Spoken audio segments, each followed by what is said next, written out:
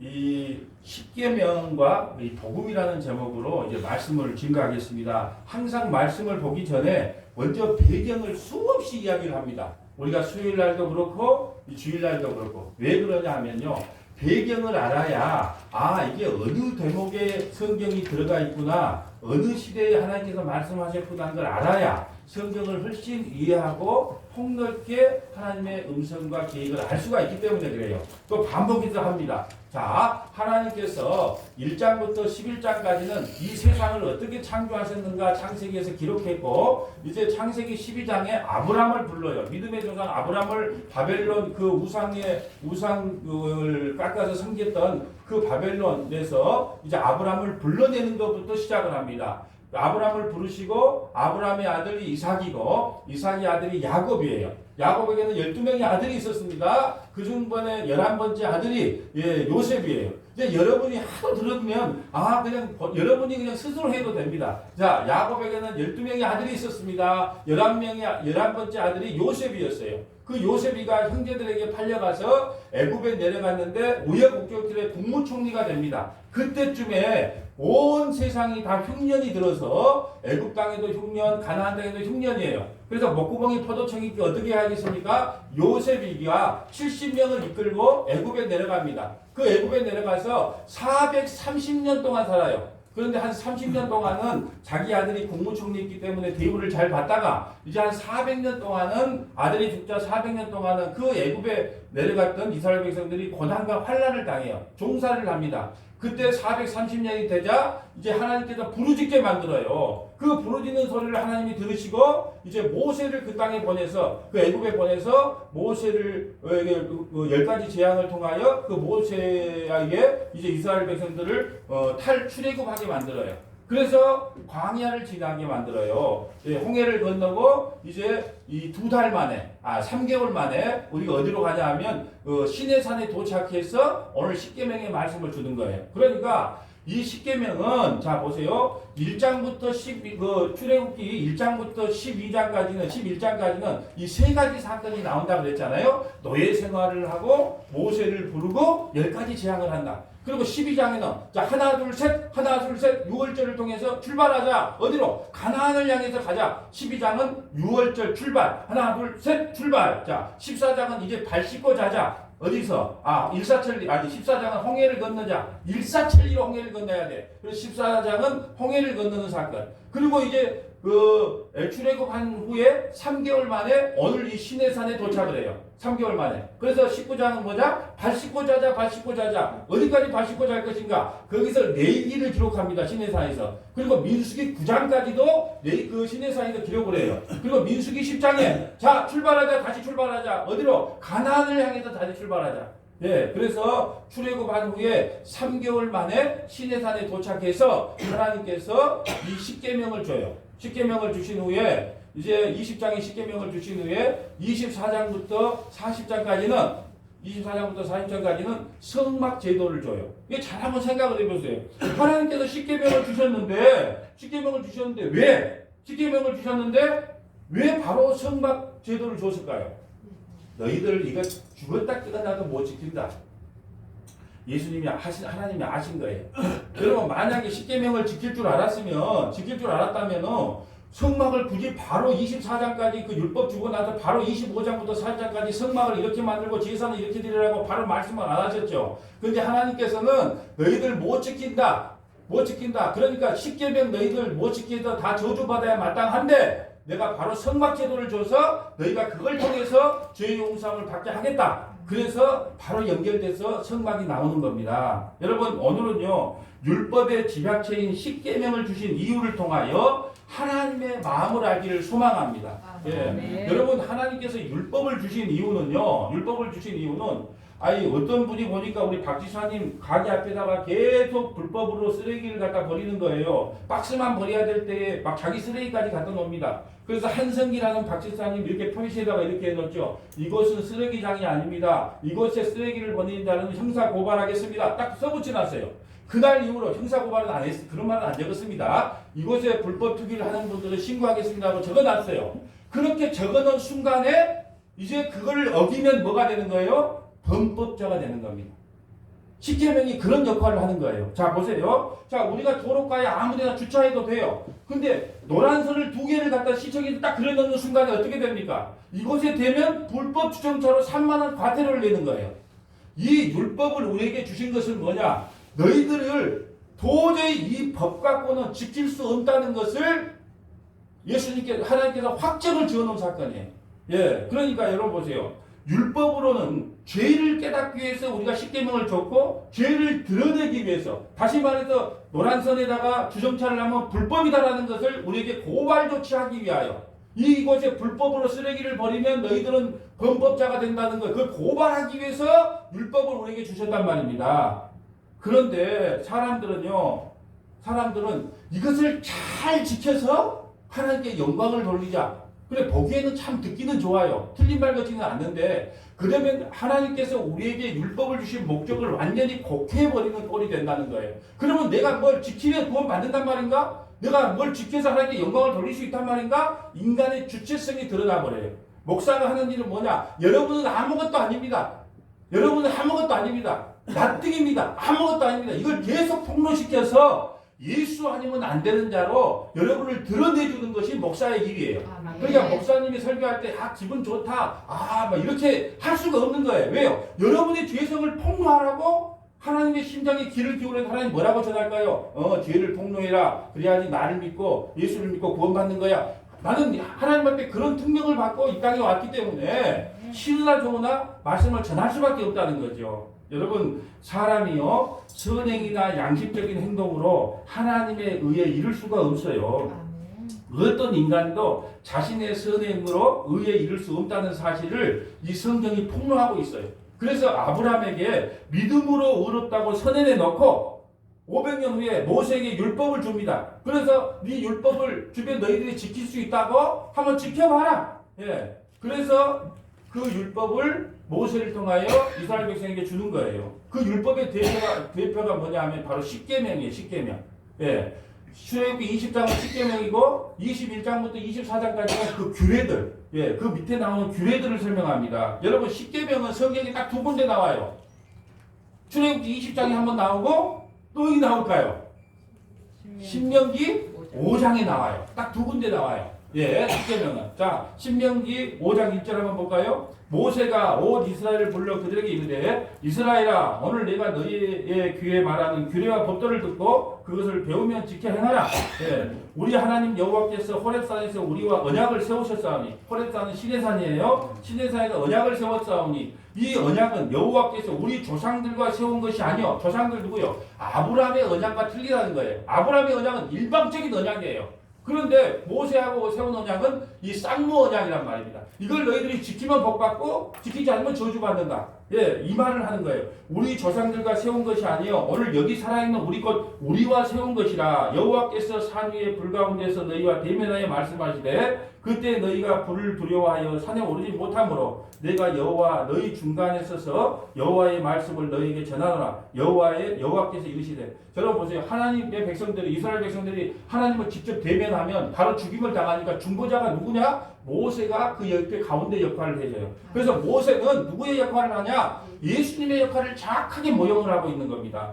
하나님과 우리 사이에 중보자가 계시니 곧 예수 그리스도 그분이시다. 그것을 모세가 그대로 지금 우리에게 모형해 주고 있어요. 나는 너를 애굽 땅 종되었던 집에서 인도하여 낸 내 하나님 여호와니라. 여러분, 출애굽기 20장에 사계명이 안식일을 기억하여 거룩하게 지키라고 나오고요. 신명기 5장에 안식일을 기록하여 거룩하게 지키라고 나오는데 그 개념이 틀려요. 성경을 자세히 보면 출애굽기 20장에 나오는 그 안식일을 기억하여 거룩하게 지키라고 하는 그때는 하나님의 창조를 기념하는 거예요. 하나님의 창조는 완벽하다. 너희가 더할 필요나 뺄 필요나 보탤 필요가 전혀 없다. 이걸 설명하는 것이 안식일을 주는 거예요. 그래서 안식일에 절대 일하면 안 돼요. 왜? 너희가 나의 창조에 도움이 되지를 않아. 그러니까 일하지 마. 그거예요. 그런데 신명기 5장에 안식일을 기억하여 거룩하게 지키라는 뜻은 너희를 애굽에서 종되었던 너희를 구원했던 것을 기념하는 거예요. 그래서 구원은 하나님께서 하시기 때문에 너희는 절대로 일하지 말라는 거예요. 그래서 안식일에 제일 중요한 것은 절대 일하면 안 된다. 이 말은 무슨 말이냐? 창조와 구원은 전적으로 하나님의 일이지 너희의 일이 아니라는 걸 설명하는 거예요. 그래서 절대로 이러지 마라. 예, 그렇게 나옵니다. 여러분, 십계명을 지키면 구원받는 것이 아니라 구원을 받았기 때문에 십계명을 우리에게 주시는 거예요. 이미 이스라엘 백성들은 홍해를 건넜단 말입니다. 그럼 이 십계명을 이스라엘 백성들은 다 지켰을까요? 못 지켰을까요?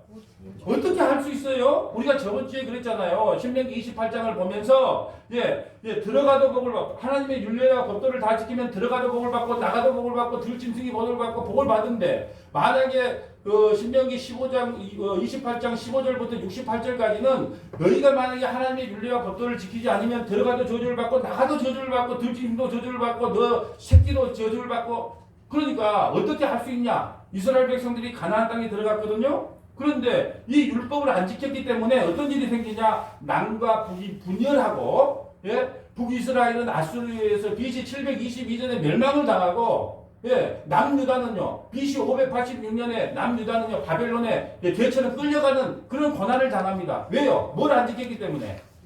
율법을 안 지켰기 때문에.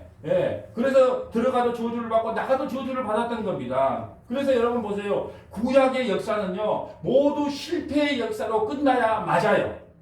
만약에 구약의 역사가 그들이 가나안 땅에 들어갔더만 하나님 말씀을 잘 지켰더라. 그러면 예수님 못 옵니다. 예수님 오실 이유가 없어요. 그래서 구약의 모든 역사 말라기까지는요 말라 비틀어진 신앙으로 결국은 예수님도 삐져가지고 400년 동안 암흑기를 맞이할 수밖에 없었어요. 그러므로 구약의 역사는 반드시 실패의 역사로 끝나야 돼요. 그래야 누가 오시니까? 예수님이 오시니까. 만약에 구약에 하나님께서 율법을 줬는데 들어가도 잘 지키고 나가도 잘 지켰다?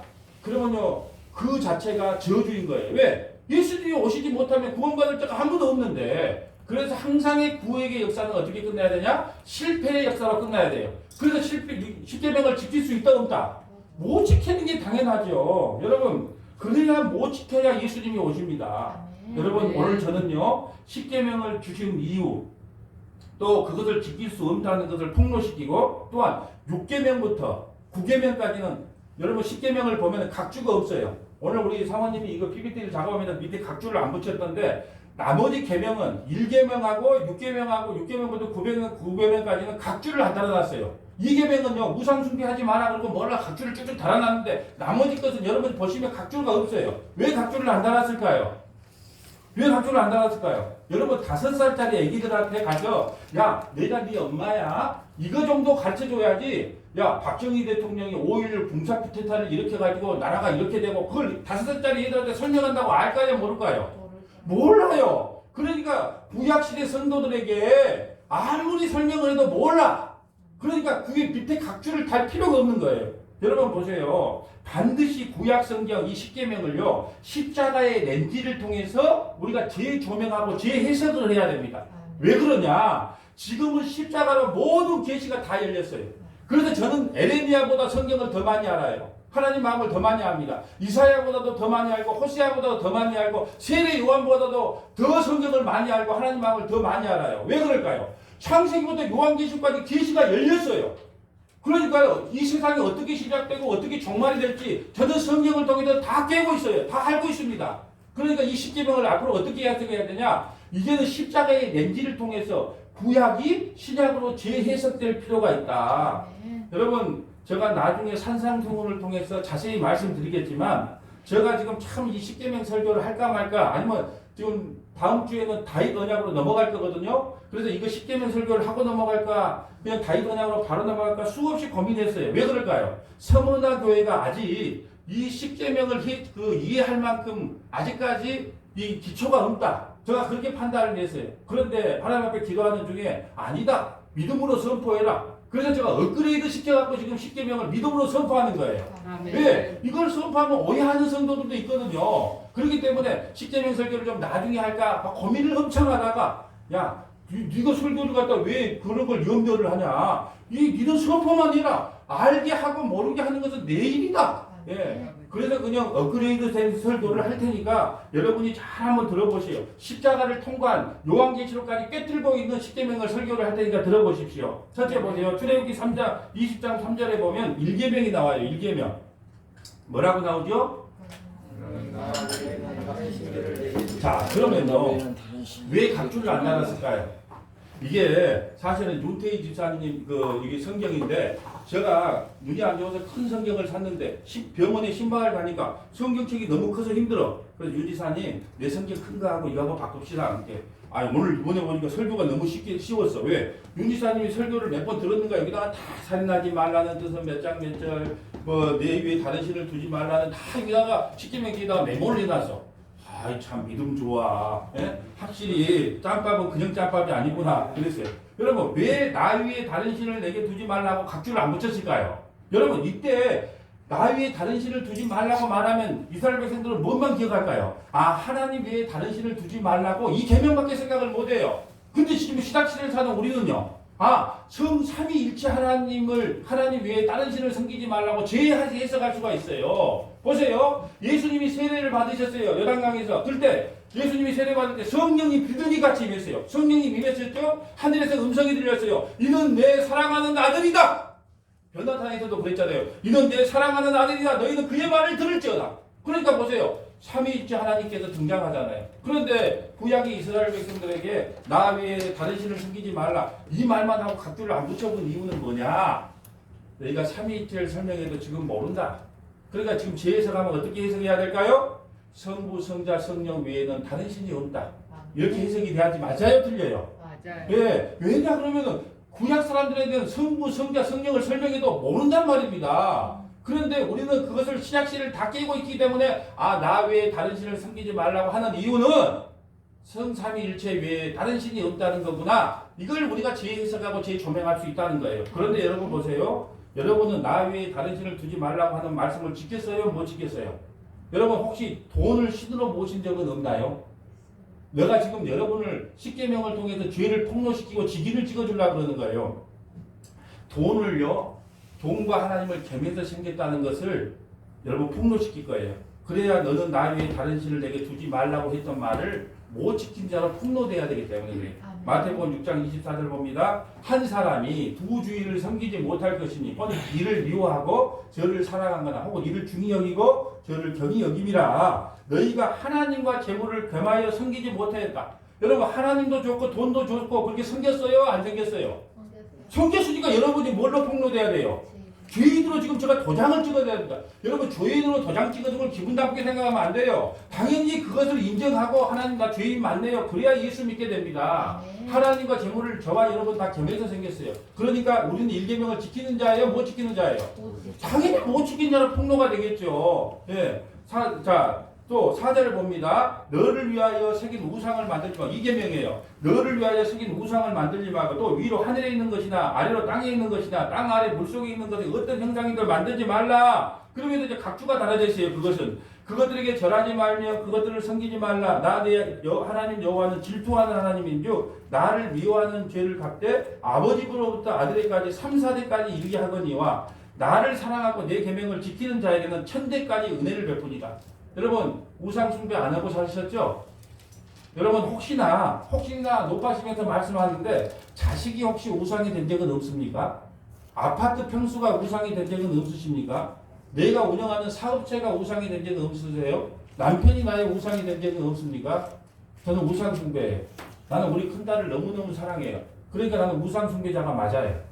예, 하나님보다 더 사랑하는 게 다 우상 숭배거든요. 단순히 불상에 가서 남매 호랑이고 그렇게 인사하고 했던 것만 우상 숭배한 게 아니고 하나님보다 더 사랑하는 모든 것이 다 우상 숭배자예요. 그러면 우리는 하나님을 사랑했어요? 우리가 사랑하고 싶은 걸 사랑했어요? 우리가 사랑하고 싶은 걸 사랑했잖아요. 그러니까 우리는 우상 숭배자로 도장을 찍어줘야 됩니다. 여러분 죄인, 나도 죄인. 자, 도장을 찍었어요. 상계명 봅니다. 너는 내 하나님 여호와의 이름을 망령되게 부르지 말라. 여호와는 그의 이름을 망령되게 부르는 자는 죄 없다 하지 아니하리라. 네, 여러분 혹시나 여러분은 욕심을 위하여 하나님을 부르지 않았습니까? 여러분 욕심을 위하여 혹시 하나님을 부른 적은 없습니까? 하나님은 혹시 욕한 적은 없습니까? 여러분 마치 또 하나님을 알라딘의 마술램프에 나오는 진아처럼 내 소원을 들어주는 하나님으로 불러본 적은 없습니까? 다 그렇게 불렀잖아요. 그러니까 우리는 하나님의 이름을 뭘로 부른 자예요? 망령되게 부른 자예요. 그리고 또 도장을 어떻게 찍어줄까요? 의인 도장을 찍을까요? 죄인 도장을 찍을까요? 죄인의 도장을 찍어야 됩니다. 자, 4계명 봅니다. 8절입니다. 안식일을 기억하여 거룩하게 지키라. 이제 해석이 되어 있어요. 안식일이 뭔지. 엿새 동안은 힘써 내 모든 일을 행하였거니와 일곱째 날은 내 하나님 여호와의 안식일인즉 너나 내 아들이나 내 딸이나 내 남종이나 내 여종이나 내 가축이나 내 문 안에 머무는 객이라도 아무 일도 하지 말라. 왜 아무 일도 하지 말라? 아까 출애굽기 20장의 신명기는 뭘 기념하는 거라고요? 창조를 기념하는 거예요. 창조, 너희가 하나님의 창조에, 천지 창조에 너희는 1%, 0.001% 너희 도움 필요 없다. 그걸 기념하고, 나 하나님만이 전적으로 이 천지를 창조한 분을 믿습니다. 그렇게 고백하는 사람은 일을 하면 안 돼요. 또, 신명기, 아까 5장에 나오는, 뭐요? 안식일을 기억하여 거룩하게 지키라는 것은 하나님께서 애굽에서 너희를 불러내어서 구원시켰다. 그 구원을 기념하는 거예요. 그러므로, 하나님의 창조와 구원에 너희들은 절대 보탤 수가 없다는 거예요. 11절 봅니다. 이는 엿새 동안에 나 여호와가 하늘과 땅과 바다와 그 가운데 모든 것을 만들고 그렇게 창조를 기념하는 거예요. 날에 쉬었습니다. 그러므로 나 여호와가 안식일을 복되게 하여 그날을 거룩하게 하겠다. 내가 신명기 5장에 나오는 안식일을 못 찾아보겠어요. 시간이 없어서. 여러분이 신명기 5장에 나오는 안식일을 기념하라. 그걸 한번 자세히 읽어보세요. 그러면 나를 죄된 세상에서 구원한 걸 기념하는 거구나. 그걸 금방 알 수가 있을 거예요. 자, 5번째 계명 봅니다. 5번째 계명. 내 부모를 공경하라. 자, 나오죠? 몇 계명이에요? 5계명. 내 부모를 공경하라. 내 하나님 여호와가 내게 준 땅에서 내 생명이 길리라. 이것을 우리가 5월 8일 날 많이 하는 거예요. 내 어머니를 공경하면 너는 땅에서 잘 되고 또 복받고 또 생명도 긴다. 5월 8일 날 어버이날만 되면 이 성경 구절 갖고 계속 이야기를 해요. 그렇다면 우리 교회에서 가장 장수할 분이 누구냐 하면 윤 집사님이에요. 윤 집사님은 어머니를 이렇게 몇십 년 동안 잘 모신단 말입니다. 그러니까 윤 집사님은 150살까지 살아야 되고 지금 빌딩이 한 10채 있어야 맞아. 이걸 문자적으로 읽는다면 아멘 하시죠?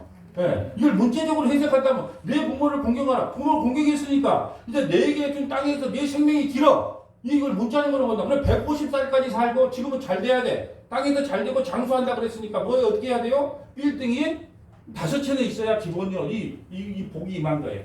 과연 그런 걸 이야기했을까요?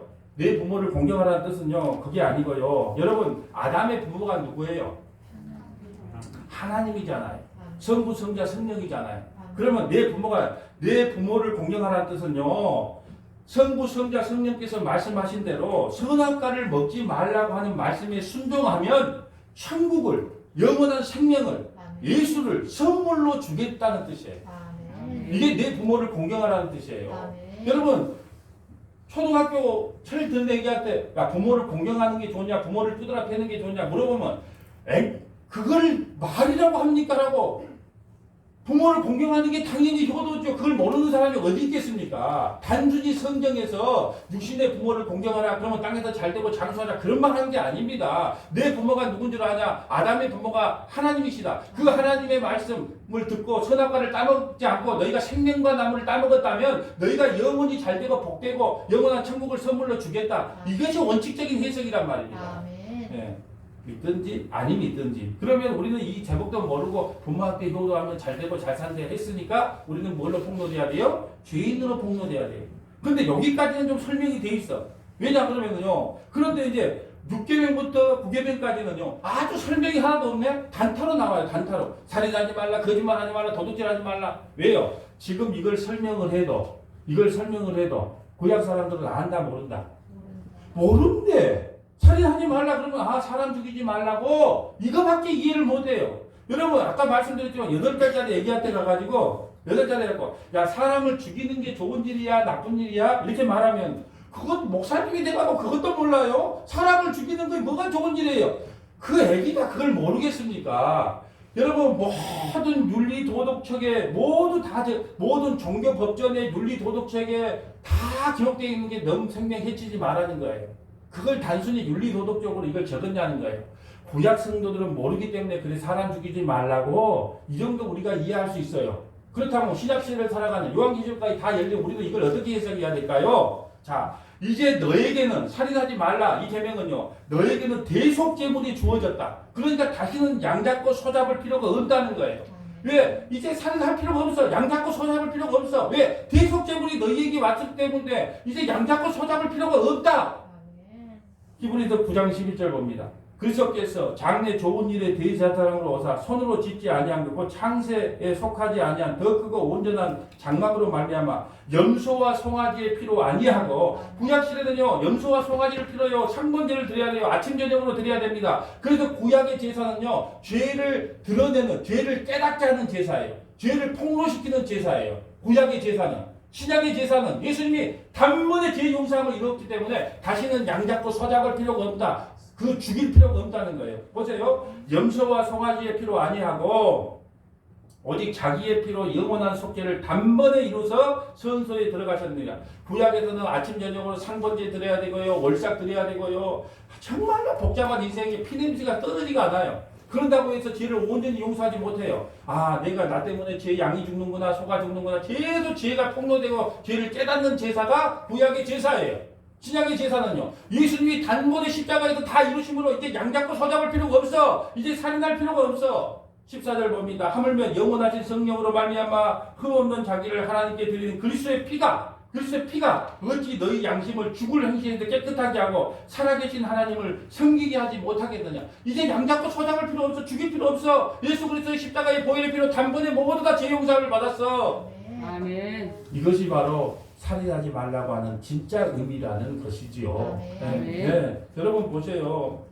우리가 다시 설명하지만 구약의 제사는 죄를 깨닫게 하는 제사예요. 그래서 아침 저녁으로 제사를 드릴 때마다 나는 죄인입니다. 죄인입니다. 폭로돼. 그러니까 불안해가니까 계속 아침 저녁으로 드려야 돼. 신약의 제사는요. 단번에.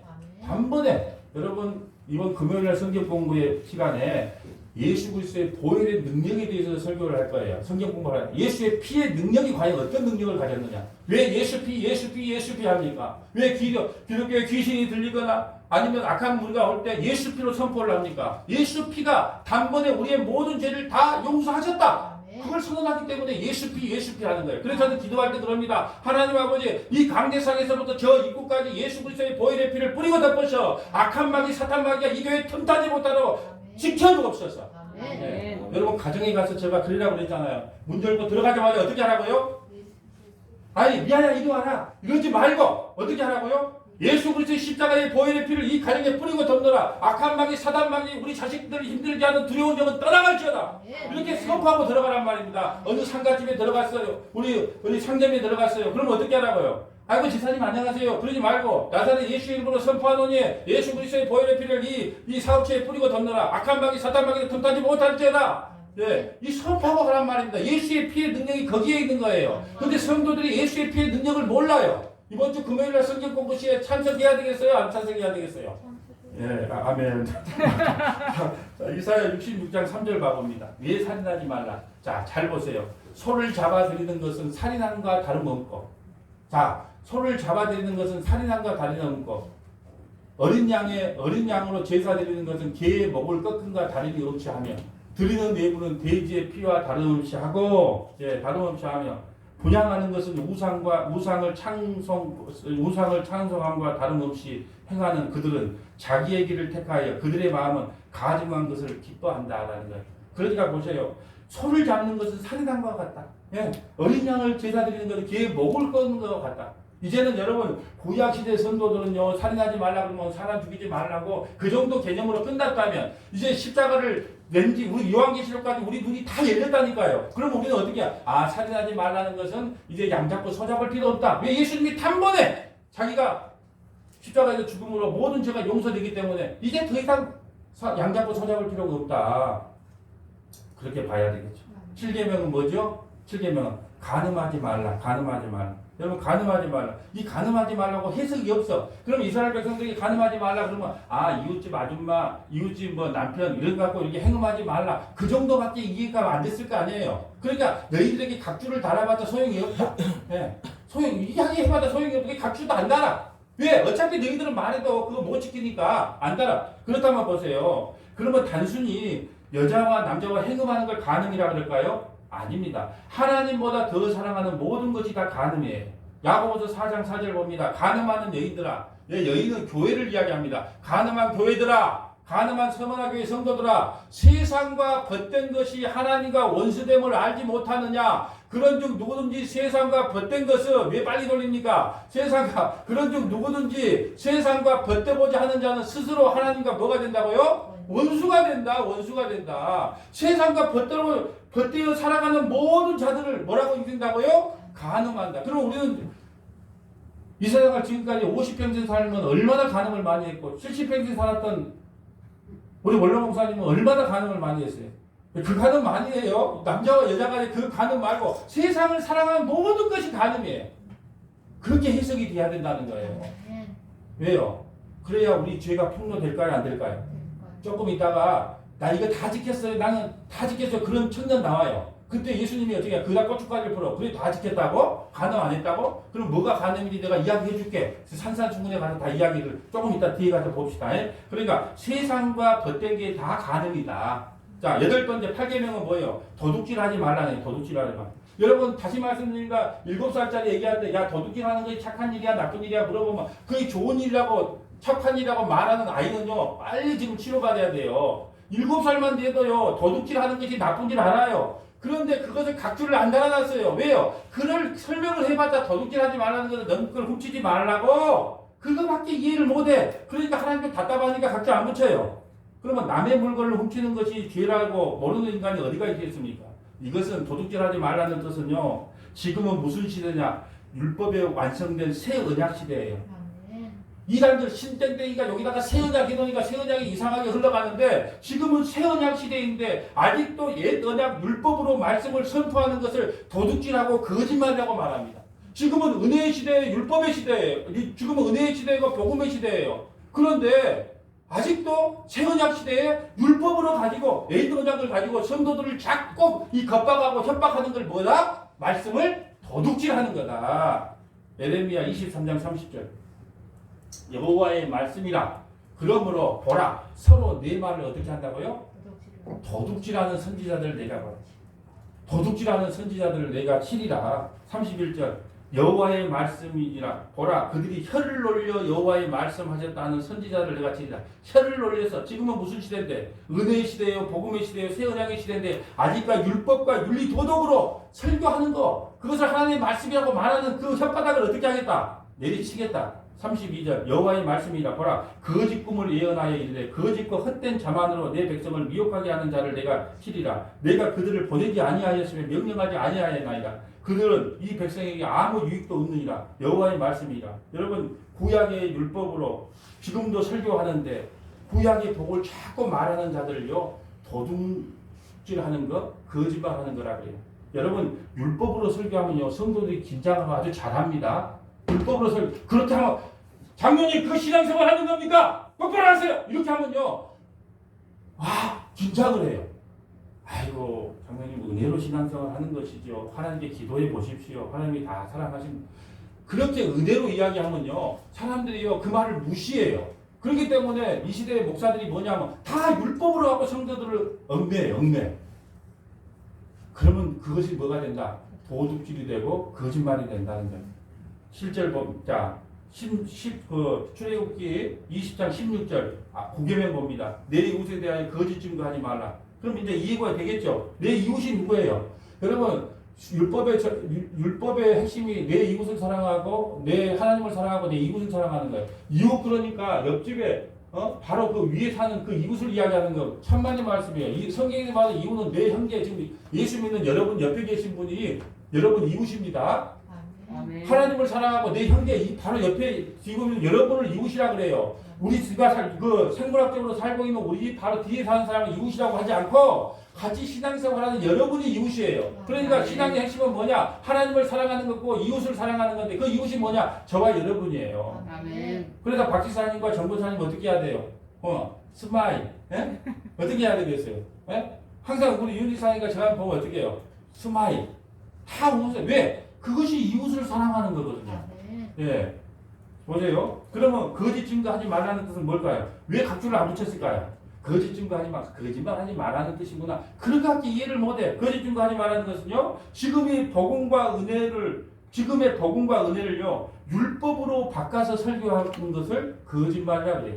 지금은 은혜의 시대예요, 복음의 시대예요. 그런데 그것을 율법으로 바꿔서 설교하는 걸 뭐예요? 거짓말. 여러분 요한계시록에 보면요, 저는 예전에 문자적으로 성경을 읽었을 때요, 나는 천국 가기 틀렸다고 했어요. 왜? 거짓말하는 자들은 천국 못 간다고 요한계시록에 딱 해요. 거짓말하는 자들은 천국 못 간다고 딱 돼 있어. 그러니까 나는 틀렸다. 아이고, 나는 이제 틀렸다. 왜? 눈만 뜨면 거짓말하거든. 응? 네, 어떤 지사님이 기분 나쁘게 이야기를 해. 그러면 내 속에는 한 소리 할까 하다가 아이고 지사님 괜찮습니다. 속에서 또 거짓말을 해. 만약에 이게 문자적으로요, 요한계시록이 거짓말하는 자는 천국 못 간다 그랬으면 우리는 구원받을 자가 한 사람도 없어요. 그러면 그것이 거짓말이 무슨 뜻인가요? 왜 지금 은혜의 시대에, 지금 복음의 시대에, 새 언약 시대에 왜 율법으로 갖고 구원받으려고 하느냐? 그런 자들은 거짓말하는 자들이야. 그런 자들은 절대 천국 못 간다는 뜻이에요. 아니 그래야 우리가 천국 갈 수 있죠. 거짓말하면 천국 못 간다는 걸 문자적으로 받아들이면 손철민 안주이사님 천국 가겠어요? 거짓말 지금까지 7, 80년 살면서 거짓말 할 수 있어요? 없어요? 그러면 천국 못 가겠네요? 그걸 문자적으로 보면요, 그 저주의 말이에요. 그럼 거짓말이 뭐라고요? 지금은 무슨 시대? 은혜의 시대, 복음의 시대, 새 언약 시대인데 왜 율법으로 가지고 성도들을 옥죄려고 하느냐? 그것이 무슨 말이다? 거짓말이다. 거짓말이다.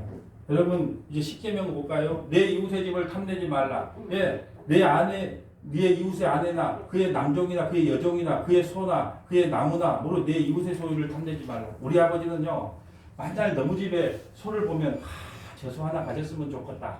왜? 너무 소가 일도 잘하고 너무 보기 좋은 거예요. 근데 주님께서 뭐라 그러냐? 너무 그 탐내지 마라. 그럼 하나 물어볼게요. 혹시 여러분 탐심이 우상숭배인데 나무 남편을 탐내본 적은 없습니까? 마음으로다도. 남의 아내를 부러워해 본 적이 없어요. 아이고 우리 마누라도 저쪽 아내처럼 좀 이뻤으면 좋겠다. 몸매도 좀 잘 빠졌으면 좋겠다. 여자들은요. 아이고 우리 남편도 저렇게 좀 인격적인 남편하고 한 번만 살아봤으면 좋겠다. 돈도 그냥 한 달이면 1,000만 원씩 따박따박 주는 사람하고 한 번 살아봤으면 좋겠다. 그런 생각이 해본 적이 있어요? 없어요? 아니 장모님 돈 잘 벌다 주는데 그것도 부족해서 그러면 이제 지금 25살 1급 비서가 채용돼 가지고 이 말이 많던데 그러면 지금도 이 그 만족을 못해서 돈을 더 가져오기를 바라는 거구만요. 네? 여러분 보세요. 우리는요, 우리 스스로 생각했을 때 죄가 폭로돼야 돼요. 다 부러워해요. 여러분, 우리 목사님도 참 사랑의 교회 목사님처럼 얼굴도 좀 잘생기고, 예? 또 찬양할 때도 참 한복 입고 막 이렇게 그런 목사님 좀 됐으면 좋겠다. 그러면 내가 여기 왜 있을까 안 돼요? 예? 그 사람이 많고 그 대우받는 그거 가지요.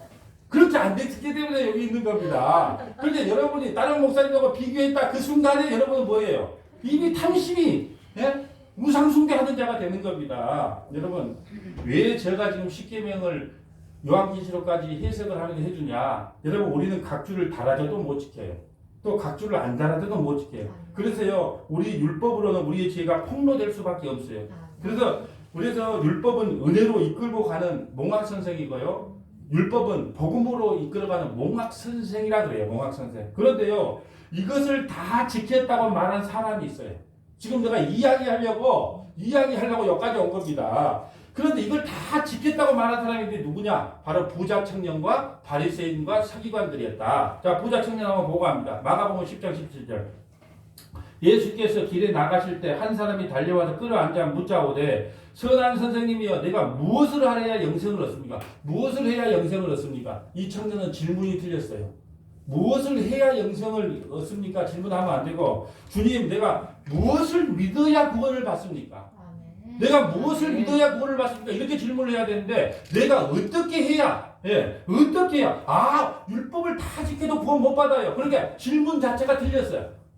예수께서 이르시되 내가 어찌하여 나를 선하다 하느냐? 하나님 한 분 외에는 선한 이가 없느니라. 내가 계명을 안 하니 살인하지 말라. 몇 계명? 5계명. 자, 6계명. 가늠하지 말라. 도둑질하지 말라. 거짓 증거하지 말라. 속에 빼앗지 말라. 내 부모를 공경하라 하였느니라. 이게 다 10계명을 이야기해 주는 거예요. 그가 여쭤보되 선생이여 이것은 내가 어려서부터 다 지켰다. 와 대단한 사람이죠. 어려서부터 이걸 다 지켰대요. 그런데요 만약에 율법을 다 지키면 절대로 부자가 될 수 없어요. 왜 그럴까요? 율법의 핵심은 하나님 사랑, 이웃 사랑이에요. 그럼 이웃에게요 돈을 다 나눠줘야 돼요.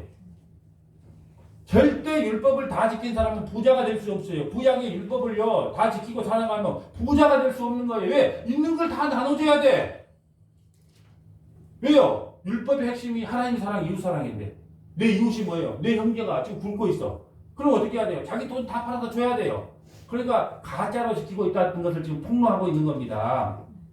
예수께서 그를 보시고 사랑하사 이르시되 내가 아직도 한 가지 부족한 것이 있으니 가서 내게 있는 것을 다 팔아 가난한 자에게 주라. 그리하면 하늘에서 보화가 내게 있으리라. 그리고 와서 나를 따르라 하느니 율법을 다 지키면 부자가 될 수 없어요. 그렇지만 하나님께서 그를 사랑해서 다 팔고 나 따르라. 그때 이 결단이 중요해요.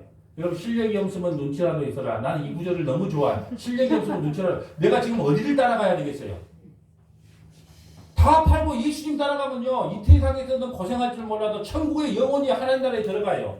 근데 실력이 없으면 눈치라도 있어야 되는데 이 눈치가 없는 이 청년이 돈 따라가다가 한 50년은 요트 타고 잘 살았다는 소문이 들려요. 요트 타고 골프 치러 잘 살았더만 50년 후에는 어디로 갔더라? 뜨끈뜨끈한 지옥불에 갔더라. 오늘 그 우리 윤지사님 외삼촌 돌아가셔갖고 갔는데 이제 윤지사님 다녀오셨는데 그 화장터에 들어가서요 이렇게 나오면 뭐가 나와요? 뼈 조금 몇 가지 나와요. 제가 말씀드렸잖아요. 온도 조금 올려보면 그것도 없어요. 근데 유가족들한테 그거 주려고 조금 남겨놓은 거예요. 우리 인생이 그렇습니다. 인간의 연수가 70이요 강간하면 80인데 남은 거 뼈 조각밖에 없어요. 이 청년이 근데 그걸 택했단 말입니다. 그걸 택했어요. 자, 또 쭉 넘어가랍니다. 그냥. 또한 제사장, 바리새인들, 서기관들이 율법을 지켰다고 자신 있게 말해요. 그래서 예수님께서요, 그리고 고춧가루를 버리죠. 제사장들, 서기관들이요, 나는 율법 잘 지켰으니까 천국 갈 수 있어. 그러니까 예수님께서 하신 일이 뭐예요? 고춧가루 뿌리는 일이에요. 그래 갈 수 있다고? 그러면 내가 율법이 뭔지 다시 말해줄게. 여러분 보세요. 산상수훈과 십계명은요, 같이 완벽한 같은 배경에서 이루어져요. 잘 보세요. 이스라엘 백성들은 홍해를 건너고 어디로 가요? 모세를 어디로 시내산으로 듣고 가서 모세에게 십계명을 줘요. 예수님이 세례를 받으시고 어떻게 해요? 자기 제자를 이끌고 어디로 갑니까? 산으로 가서 이 십계명을 해서 풀어주는 거예요. 똑같은 원리예요. 구약과 신약이요. 왜냐?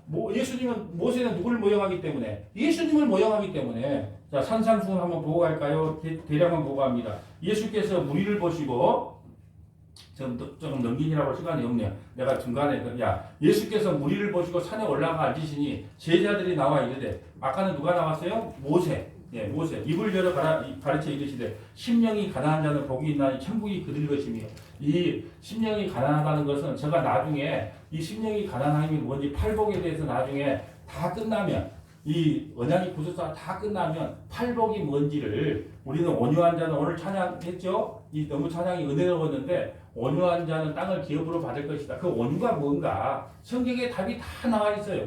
자, 심령이 가난한 자는 복이 있나니 천국이 그들 것이며 21절 옛사람이 말한 바 옛사람이 언제 말했어요? 십계명 출애굽기 20장에서 옛사람이 말한 바 살인하지 말라 누구든지 살인하면 심판을 받게 되리라 하였다는 것을 너희가 들었으나 나는 너희에게 이르노니 형제에 대하여 노하는 자마다 형제는 바로 우리예요. 옆에 있는 노하는 자마다 뭐예요? 노하여 나가라.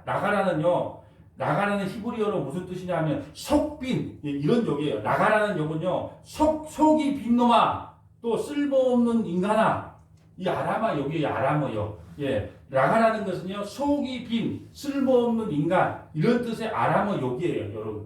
여러분 제가 설교 시간에 말씀드렸죠. 예수님이 이 땅에서 무슨 언어를 사용하셨다고요? 아람어를 아람어. 히브리어도 아니고 헬라어도 아니고 아람어를 사용했어요. 그래서 달리다국 이런 거 다 아람어예요. 나가라고 욕만 해도 어떻게 되냐? 공에 잡혀가고 미련한 놈아. 여러분 우리 미련한 놈이라 욕한 적 있어요 없어요? 저 인간 왜 이리 미련해? 미련 공통아. 제가 우리 집사람한테 자주 듣는 말이에요. 이 영감탱이야. 왜 자꾸 사고 칠 때만 해? 사고 칠 때만. 아이고 생각 좀 하고 살소. 그렇게 할 때 그러면 어떻게 가야 돼? 우리 마누라는 지옥불에 떨어져야 돼. 예수님 말씀대로 한다면. 자 27절 봅니다. 또 간음하지 말라 하였다는 것을 너희가 들었으나 나는 너희에게 이르노니 음욕을 품고 여자를 보는 자마다 마음이 이미 가늠하였다. 노파심에서 하는 또 말씀하는데 우리 윤지사님은 시험 나갈 분이 아니기 때문에 예를 들어준 거예요. 이번에 속초가 그 장례식장 속초였는데 속초에 가면 지금 비키니 입고 다 해수욕장 하고 있는 분들 지나가면서 봤습니까? 안 봤습니까? 여기 또 촬영되는 겁니까? 봤습니까? 안 봤습니까? 맞습니다. 아니 우리가 눈이 돌아가면요 이 자체가 뭐라고요? 간음이에요. 그러니까 예수님이 와서 그나마 지금 그 부자 청년과 바리새인들은요 십계명을 다 지켰다고 그렇게 자신이 했는데 그나마 예수님이 오셔서 어떻게 했다? 고춧가루를 확 뿌려버려요. 여자를 보고 음행문포도로 간음했다. 여러분 지금요 예수님은 이 땅에 오셔서 하는 일이 뭐냐? 인간을 죄 아래 가려버려요. 가둬버립니다. 가둬버려. 예. 그래서 인간은요 이 율법으로는 결코 의롭게 될 수 없다는 것을 하나님께서 선포해버려요. 그러므로 여러분 보세요. 첫 번째 돌파는 하나님께서 직접 구입하시고 하나님께서 직접 기록한 첫 번째 돌판이 어떻게 돼요? 깨어져 버려요. 애더장은 깨져야 된단 말입니다. 그 십자가 돌판이 왜 애더장이 상징하냐? 예수가 죽어야 두 번째 돌판으로 가나안 땅에 들어가는 거예요. 두 번째 돌판은 뭐예요? 모세가 돌판을 준비하고 하나님께서 친히 적으셨어. 그러니까 하늘과 땅의 만남, 인성과 신성의 만남. 그 십계명이 누구예요? 예수님이에요. 그 예수님을 품에 안고 어디로 건너가요? 가나안 땅을 가는 거예요. 그래서 첫 번째 돌판이 깨지는 거예요. 율법으로는 구원받을 자가 없다. 그래서 엔더장은 반드시 깨져야 된다. 그래서 그 금송아지 사건 그것 때문에 깨지는 겁니다. 두 번째 언약판 십계명을 안고 어디로 들어가야? 가나안으로 들어가야 되는 거예요. 자 로마서 3장 9절 봅니다. 그러면 어떠하냐? 우리는 나으냐?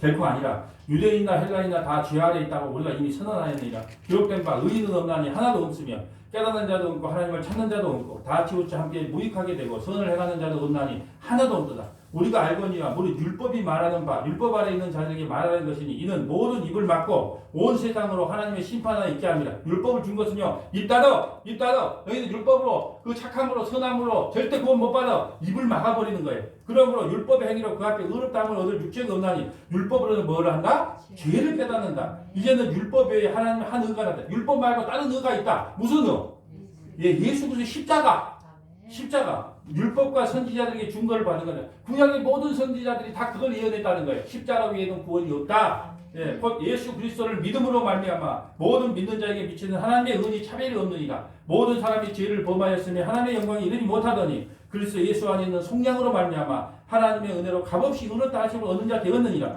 이 예수를 하나님이 그의 피로써 믿음으로 말미암아 화목제물로 세우셨으니 이는 하나님께서 길이 참으신 중에 전에 지은 죄를 간과하심으로 자기의 의로우심을 나타내야 하심이라. 곧 이때 자기의 의로우심을 나타내사 자기도 의로우시며 또한 예수 믿는 자를 의롭다 하기 위함이다. 여러분 그런즉 자랑할 때가 어디 있느냐? 있을 수 없느니라. 무슨 법이로냐? 행위로냐? 아니라 우리가 믿음의 법이니라. 절대로 행위로는 절대로 율법 지키로는 하나님의 의에 이를 수 없다. 그러므로 사람이 의롭다 하심을 얻은 것은 율법의 행위에 있지 않고 믿음으로 되는 줄 우리가 인정하노라.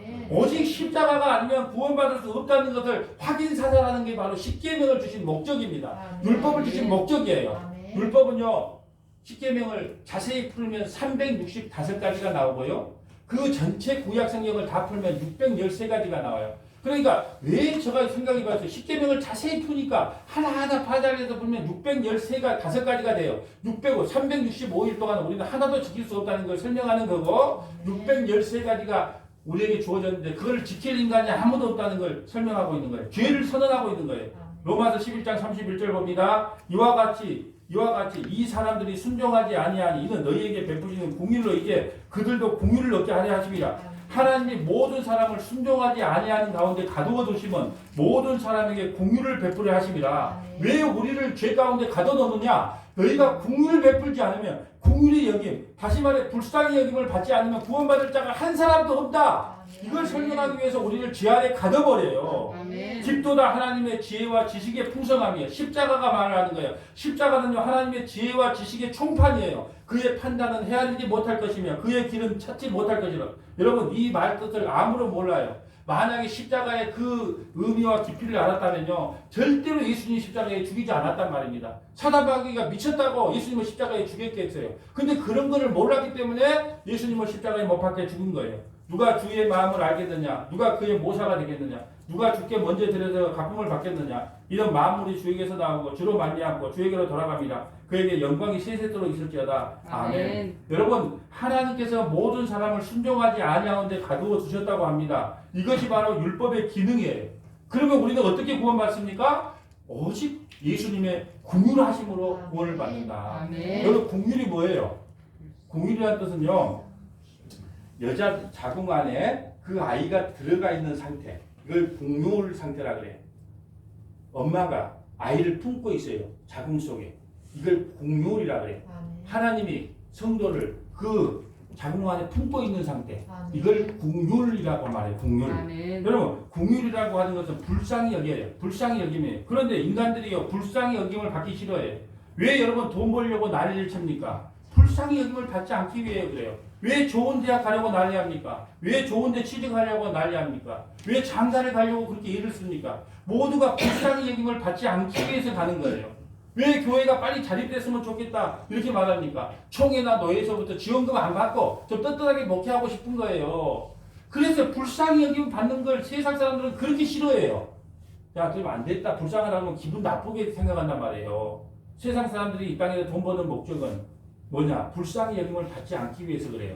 그렇지만 이걸 역설로 생각해야 됩니다. 우리는 하나님께 불쌍히 여김을 받아야만 아멘. 구원을 받을 수 있다는 겁니다. 아멘. 여러분 인간은 어떤 행위로도 구원을 받지 못해요. 만약에 율법 지킴으로 어렵게 됐다면 십자가 예수님은 개 죽음을 당한 거예요.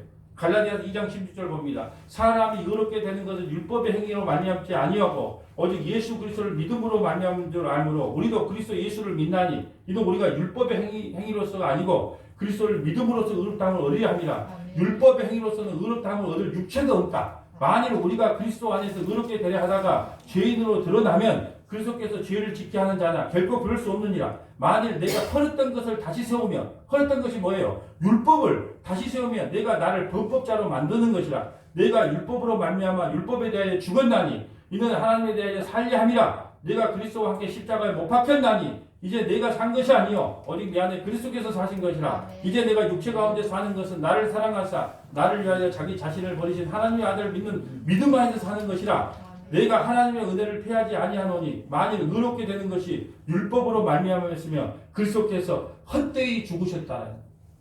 만약에 우리가 율법으로 구원받을 수 있다면 우리의 선과 의로움으로 구원받을 수 있다면 그 십자가의 죽음이 헛죽음이고 개죽음이라는 거예요. 그러므로 이제 우리를 분리하게 하는 모든 율법 정보는 예수 그리스도 안에서 패하게 됐어요. 패하게 됐어요. 아멘. 예, 우리 성원학교의 성도들 이 말씀 많이 들었을 거예요. 골로새서 2장 13절 봅니다. 또 범죄와 육체의 모할로로 죽었던 너희를 하나님이 그와 함께 살리시고 우리의 모든 죄를 사하시고 우리를 거스리고 분리하게 하는 법정은 뭐예요? 율법 중서를 십자가에서 찢어버리고 자해버려서 십자가에 못 박으시고 제가 한번 예화를 드려줬잖아요. 별에서 온 그대 그거 설명하면서 그 로마 병정이 망치로 가지고 예수님 십자가에 못 박기 전에 예수님이 세상의 모든 것을 잠깐 스톱시켜 놨어요. 그리고 아담부터 지금까지 아담 이후로 태어날 모든 사람들의 죄를 다 그곳에 모은 거예요. 시간을 멈춰서. 그리고 시간을 푼 거예요. 그때 로마 궁정이 그 못을 그 몸에다 딱 박는 거예요. 구약의 아담부터 장차 오실 그 성도들의 모든 죄를 한 곳에 모아서 죽어버렸어요. 이것이 율법 조문을 십자가에서 잘가리 찢어내버린 거예요. 아멘. 15절 통치자들과 권세들을 무력하고 귀신 마귀 사탄이에요. 구검거리도 삼으시고 십자가로 그들을 이기셨다. 여보 마귀 새끼가 왜 우리를 정죄하려고 그래도요. 아 그래 맞아 나 죄인 맞는데 근데 내 아버지 내 예수님이 나의 죄를 안고 십자가에 죽어버렸거든. 너희는 일사부재리 원칙도 모르니 내 죄가 맞아 난 죄인 맞아. 검사하는 일이 뭐예요? 기소권이 있잖아요. 기소권. 기소를 시키려고 너 죄인이다 그러잖아요. 근데 우리의 변호사인 예수님이 그래 저 인간 죄인 맞아. 윤집사 죄인 맞아. 근데 어떻게 해? 그 윤집사의 죄를 내가 십자가에 달고 죽었거든. 그러니까 윤집사는 의인이야. 그래 천국 갈 수 있어. 아멘. 아멘. 자 16절 봅니다. 그러므로 먹고 마시는 것과 절기와 초하루나 안식일 이후로 누구든지 너희를 비판하지 먹고 마시는 것 절기나 초하루 안식일로 누구든지 너희를 비판하지 못해요. 여러분 저도요 먹고 마시는 거 좋아합니다. 제가 요 한우 육사시미 툭불짜리 준비해놨다 그러면요 성경 보다가도 달려갑니다. 여호와는 나의 목자시니 그렇게 성경을 읽다가도 육사시미는 나의 목자시니 그러고 달려가요. 예, 감성돔을 잡아놓고 목사님 감성돔 회 떠났습니다. 그러면 여호와는 나의 목자시니 읽다가 성경을 덮어놓고 감성돔은 내 목자시니 그러고 달려간다니까요. 그럴 때마다 어떤 생각이 들어요? 먹을 때는 생각 안 해. 다 먹고 나면 하나님 저는 먹는 거 하나도 내 스스로 어떻게 하지 못하군요. 죄인이 폭로되는 거예요. 예. 그래서 예수님 더 붙잡고 살아가는 겁니다. 염치 없이 그냥 예수님 붙잡고 살아가는 겁니다. 17절 이것들은 장래일이 그림자의 몸은 그들의 것이니라. 자 20절로 바로 넘어갑니다. 22절로 자 우리 사랑의 자매가 설교를 1시간은 제발 넘기지 마라 그래서 자 20절 봅니다. 너희가 세상의 초중학문에서 그리스도와 함께 죽었거늘 어찌하여 세상에 사는 것과 같이 규례를 순종하느냐. 너희는 초중학문 그 율법과 함께 그리스도와 함께 죽은 자다. 그런데 어떻게 세상 것을 같이 따라가느냐. 21절 봅니다. 곧 붙잡지도 말고 맛보지도 말고 만지지도 말라는 것이니라. 이 모든 것은 한때 쓰이고 없어진다. 뭐가요? 율법은 한때 쓰고 없어져요. 언제까지? 십자가 전까지. 사람의 명령과 가르침을 따르느냐? 예. 23절 이런 것들은 자기적 숭배와 겸손과 몸을 괴롭게 하는 데는 지혜 있는 모양이나 오직 육체를 따르는 것은 금하는데 조금 더 유익이 없느니라. 다 왔습니다. 말씀을 정리합니다. 여러분 예수 믿는 것이 율법을 다 지키는 거예요. 이것을 명심하세요. 로마서 10장 4절 다 같이 합독합니다. 그리스도는 모든 믿는 자에 대해 의를 이루기 위하여 율법의 마침이 되다. 우리가 예수를 믿는다면 너희들 다 율법을 다 지킨 거 613가지 다 지킨 걸로 내가 인정해 줄게. 그러니까 예수 믿는 것이 율법을 완전 지키는 거예요. 자, 예수 믿는 것이 율법을 다 지키는 거예요. 어떤 사람들은 이렇게 말해요. 목사들도 이렇게 말하는 사람도 있어요. 목사님, 구약의 제사법과 의식법은 폐해지고 십계명과 도덕법은 아주 유효합니다. 이렇게 말하는 사람도 있어요. 그럼 예수님이 다 이루었다는 그 말을 지워야 된다. 예수님이 구약의 제사법과 의식법은 나눴고 다 폐하고 십계명과 도덕법은 그렇게 유효하다고 남겨놓았다고 성경에 기록되어 있습니까? 제가 보는 성경은 요한복음 19장 30절에 다 이루었다고 다 있어요. 나는 앞으로 제사법, 의식법, 십계명, 도덕법 다 이루었다. 사랑하는 성도 여러분, 이제 우리는 법 아래 사는 것이 아니고요. 의대 안에서 믿음으로 사는 자들입니다. 시편 107편 13절 봅니다. 이에 그들이 그 환난 중에 여호와께 부르짖으며 그들의 고통에서 구원을 하셨어요. 어디서 구원했냐? 흑암과 사망의 그늘에서 인도하여. 흑암과 사망의 그들이 뭐예요? 율법이에요. 왜? 우리는 이걸 지킬 수가 없으니까 흑암과 사망의 그늘 아래서 늘 사는 존재예요. 그들이 얽매여 맨 줄에서 끊으셨도다. 그들이 얽매이고 있는 걸 끊었대요. 뭘로요? 십자가로. 여호와의 인자하심과 인생에서 행하신 기적으로 말미암아 그를 찬송할지어다. 그가 농문을 깨뜨시고 빗장을 꺾으셨다. 저주의 율법을 꺾어버렸다는 거예요. 그것이 농문입니다. 그것이 쇠빗장이 그걸 꺾어버렸어요. 뭘로요? 십자가로. 여러분 죄에서 해방에 우리는 죄에서 벗어나 해방된 자예요. 그렇다면 질문할게요. 죄에서 해방되었기 때문에 이제 막 사시겠습니까? 제가요 복음을 전할 때 가장 염려가 돼요. 그런데 왜 복음을 그대로 전하냐? 그건 하나님이 하실 일이에요. 여러분이 구원받은 자라면요 율법이 폐허졌다고 막 사라고 해도 막 살 수가 없어요. 절대로 막 살 수 없습니다. 여러분 은혜 안에서 더욱 주님을 구하고 예배하고 찬송하고 기도하고요 그분을 높이시겠습니까? 아니면 나는 이제 구원받은 자가 맞아 율법이 폐해졌기 때문에 나는 내 마음대로 막 살 거야 그렇게 사시겠습니까? 여러분 은혜를 아는 성도는요 더욱 열심히 예배에 참석을 합니다. 그리고 더욱 열심히 말씀을 사모합니다. 더욱 열심히 기도합니다. 그리고 더욱 열심히 연보하고요 더욱 열심히 봉사해요. 오히려요 율법의 때보다 내가 하나님이 나를 이렇게 사랑하셨단 말인가? 그 십자가의 사랑이 이렇게 크고 놀랐단 말인가? 하나님 감사합니다. 감사합니다. 그 은혜를 깨닫게 되면요. 봉사하지 마라 그래도 봉사하고 11조 하지 마라 그래도 11조 하고요. 헌신하지 마라 그래도 헌신하고 예배드리지 마라 그래도 예배드리게 되어 있어요. 그런데 어떤 인간들은 꼭 그러면 율법이 폐해됐으니까 이제 내가 막 살아야 되겠네? 그건 저주받을 인간이에요. 절대 막 살 수 없어요. 왜요? 성령께서 그렇게 놔두지를 않아요. 여러분 은혜 받은 성도는요 이제 모든 것이 다 주님 것이에요. 생명조차도 주님 것이에요.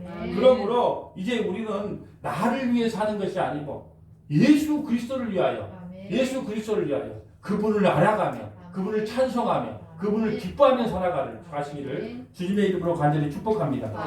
59분 23초입니다. 자, 거룩하신 하나님 감사합니다. 네. 오늘도 참